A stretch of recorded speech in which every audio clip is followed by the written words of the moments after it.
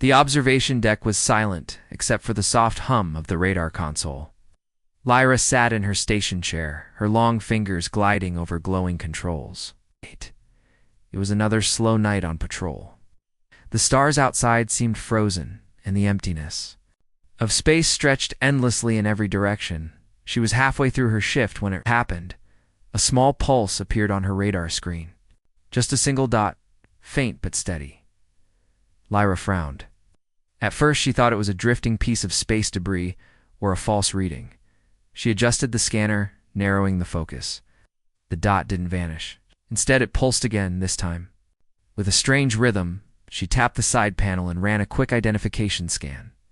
The result made her sit up straight.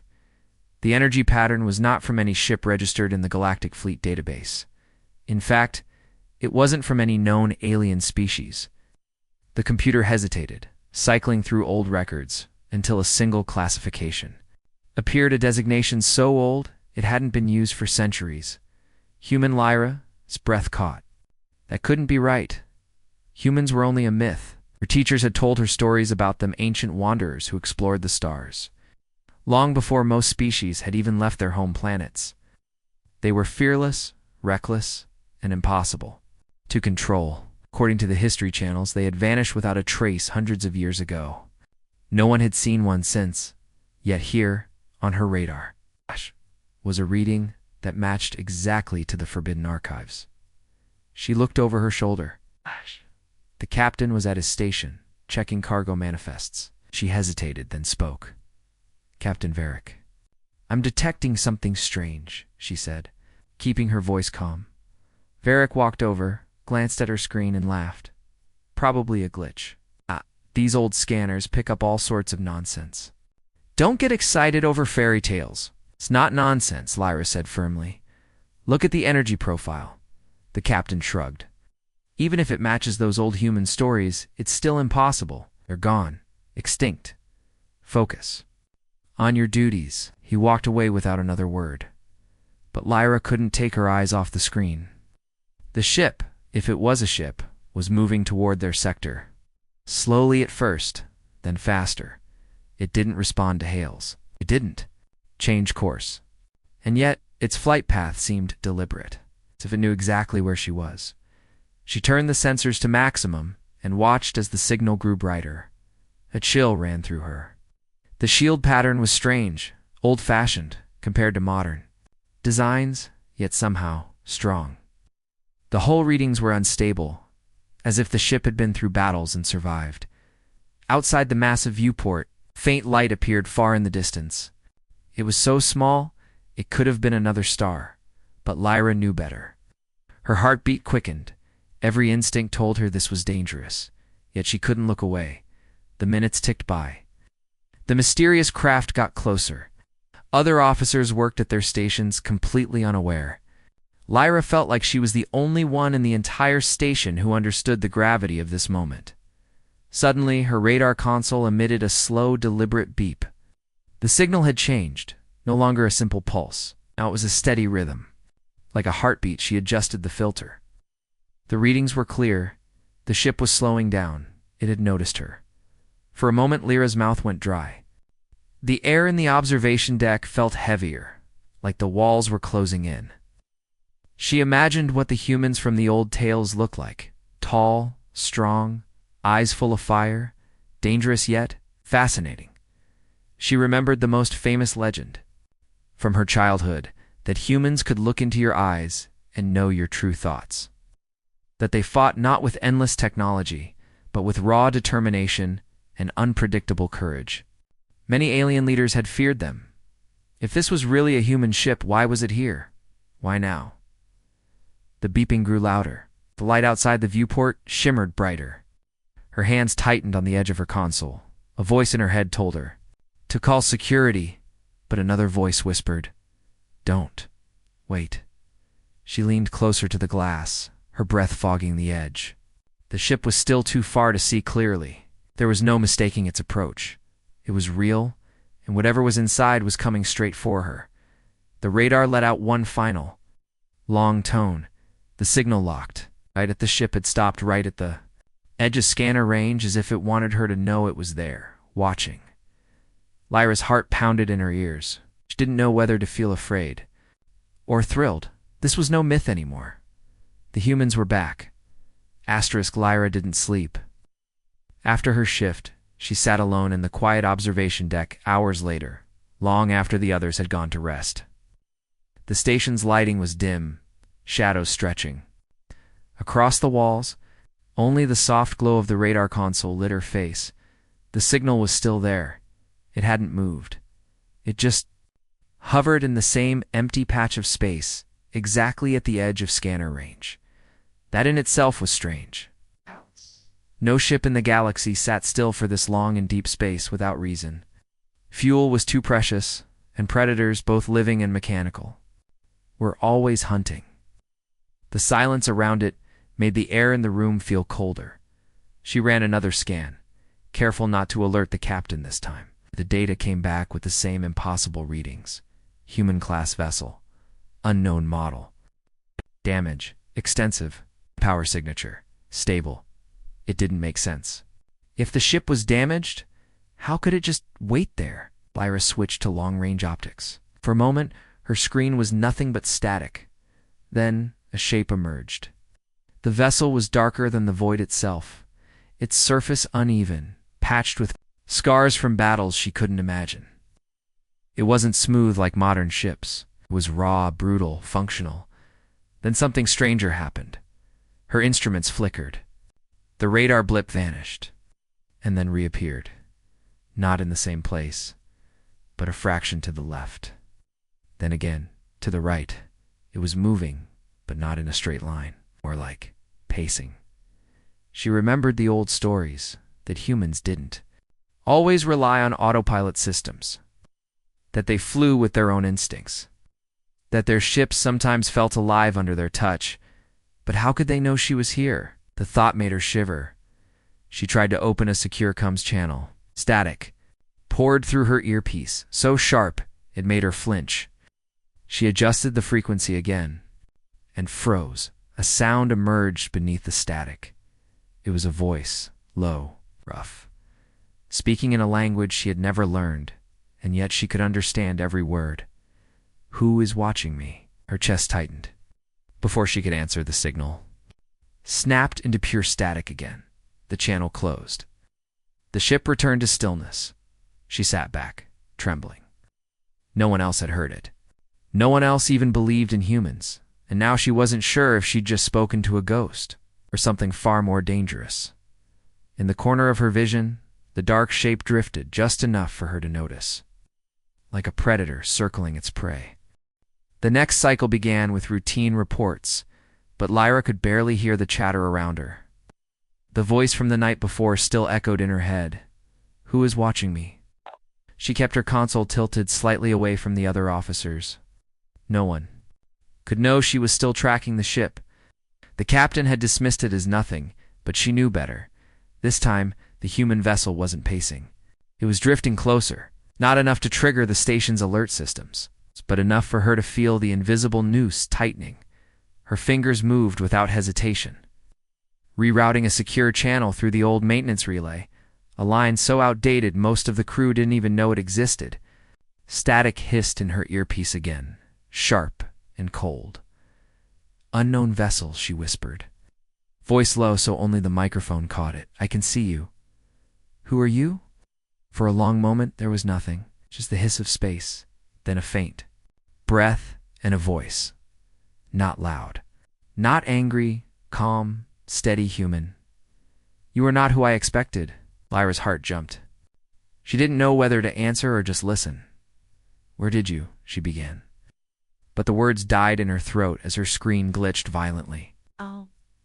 For a split second, the radar view disappeared, replaced by an image feed she had never accessed. It wasn't of the human ship. It was her face, captured from somewhere in the observation deck right now. The camera feed trembled slightly as though it wasn't from the station's systems at all. Her pulse hammered. Someone or something was watching her in real time. Then the image vanished. The radar returned. The voice came again, softer this time. If you want answers, don't speak over open comms. They'll hear you. Before she could respond, the channel went dead. Her palms were slick with sweat. She stared at the silent radar blip. Who was they? And why did the human sound like he already knew her? In the corner of her vision, she caught movement, the faintest flicker of a shadow in the reflection of the viewport. Ow. But when she turned, there was no one there. Lyra's hand shook as she logged into the station's private sensor. Grid. Something only senior navigators were allowed to touch. If the captain caught her, she'd be stripped of her post. But she had to know where. The human ship had gone. The answer made her stomach twist. It hadn't gone anywhere. The mysterious vessel was still parked at the very edge of scanner range. It's unmoving, almost daring someone to notice it. But something else had appeared on her display. Multiple new contacts. They were coming in fast from the outer rim. Big, heavily armed vessels with jagged hull designs, unmistakable. The Krail Raiders. Her breath hitched. The Krail never patrolled this sector unless they were hunting. And they were moving in perfect formation toward the exact point where the human ship waited. It was a trap, Lyra glanced toward the captain's chair, thinking he was busy reviewing docking requests, completely unaware that trouble was screaming toward them at half the speed of light. She whispered into her private channel, hoping the human was still listening. You need to move. They're coming for you. There was no answer then. Just as the Krail ships closed within firing range, the human vessel vanished from her radar, not cloaked, gone. Every scanner returned empty space. The raiders didn't hesitate. They fanned out, scanning wildly, their cum signals pulsing with irritation. She could almost hear their captains snarling in their guttural tongue. And then, out of nowhere, the human ship reappeared behind them. Lyra's eyes went wide. She watched in stunned silence as the human vessel drifted lazily in their blind spot, close enough to touch, yet invisible to their sensors. It was like watching a predator circle prey that didn't even know it was being hunted. One of the Krail ships peeled away, heading toward the station toward her. Before she could react, the human's voice came through the private channel. Again, sharp and urgent. Don't move. Don't speak. Let them think you're nothing. Her heart pounded. Whoever this human was, he wasn't just running from the Krail. He was controlling the hunt. The Krail ships eventually pulled away from the station, but Lyra couldn't relax. Every instinct told her that danger hadn't passed. It had simply moved closer. Her shift ended. Yet she found herself walking the empty maintenance corridors instead of heading to her quarters. The hum of the station's life support systems was the only sound. The lighting was dim here, flickering in places, the air cool against her skin. She turned a corner and stopped dead. A shadow stood at the far end of the corridor. It wasn't moving, just standing there watching. Her first thought was that it was a crew member. But something was wrong. The silhouette was too tall for most of her kind. And the armor, if that's what it was, had a strange, rugged design. Before she could speak, the lights flickered again. In that split second of darkness, the shadow vanished. Lyra's breath quickened. She hurried forward, but there was no one there. Only a faint metallic scent in the air, and something lying on the floor. She knelt and picked it up. It was an insignia, small enough to fit in her palm. The edges were worn, the colors faded, but the design was unmistakable. A star and stripe pattern she had only ever seen in Forbidden History archives. It was human. A soft chime echoed from her wrist communicator. She looked down, expecting a crew message, but the display was blank, and words began to type themselves across the screen. You shouldn't be here. Her throat tightened. Who are you? She whispered. The reply came instantly. We've already met. The text vanished. Her communicator went dead. Somewhere behind her, a faint metallic footstep echoed in the empty corridor. Lyra didn't sleep that cycle. The insignia sat on her desk, its worn edges catching the pale light from her cabin viewport. She couldn't stop staring at it, tracing the faded star and stripe with her fingertips. Her communicator was still dead, so she brought the insignia to the station's old analysis lab. The room smelled of dust in cold metal. Half the equipment here hadn't been used in years. She placed the insignia on a scanner pad and powered it up. The machine hesitated. The scan bar slowed to a crawl. Then, something unexpected happened. A faint blue light shimmered from the insignia's center, forming a small holographic crystal, a data core hidden inside. The scanner read its encryption and immediately flashed a warning. Archive date, 327 years ago. That was impossible. Nothing that old should still be functioning. The projection flickered, and a man's face appeared above the insignia. Human, his eyes were sharp. His voice steady, as if speaking directly to her. "Lyra," he said. Her knees almost buckled. "How could he know her name?" "If you're seeing this," the man continued, "then the Krail have found the trail. You must listen carefully. Your people are not ready for what's coming. You need to find us. Without humans, your world will burn!" Lyra's heart pounded. The recording was dated centuries before she was even born, yet it was describing the Krail attack that had happened only hours ago. The man's tone grew urgent. "You will meet someone soon. You will want to trust them. You should. But only after they give you this." He lifted his hand. In it was the exact insignia sitting on her desk. The hologram glitched, his image dissolving into static. But just before it vanished, the voice returned, softer, almost personal, and Lyra. "This isn't the first time we've spoken." The lab went dark. The insignia stopped glowing, and she realized her hands were trembling. Lyra stood alone on the observation deck, insignia clenched in her hand. The Krail ships had vanished from sensors hours ago, but that didn't ease the weight in her chest.